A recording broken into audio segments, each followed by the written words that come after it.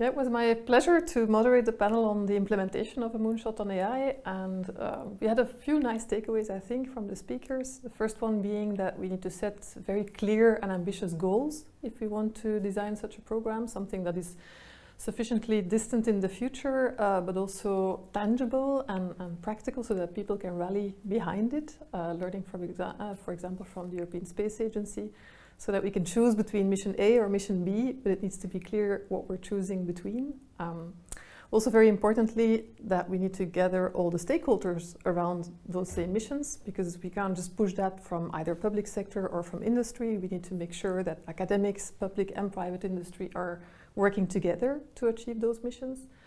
And to do so, I also learned from my speakers that we don't just need to build infrastructure, but we need to really design networks of people and therefore create physical hubs where people can meet and chat over coffee and argue maybe, but and agree or disagree, but that we really need that interaction between people to make a huge difference.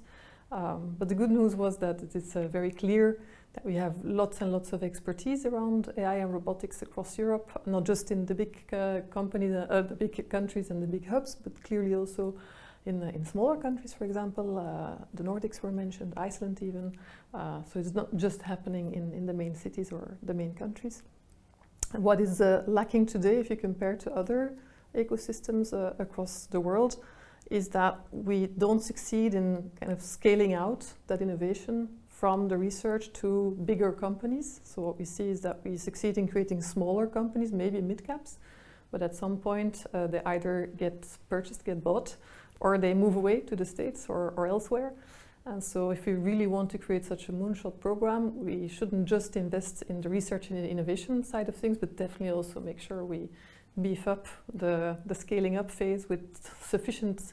investments in those companies and having multiple rounds of investment that can follow each other quite rapidly. So those were a number of the key takeaways that we had from the session that I found really, really useful.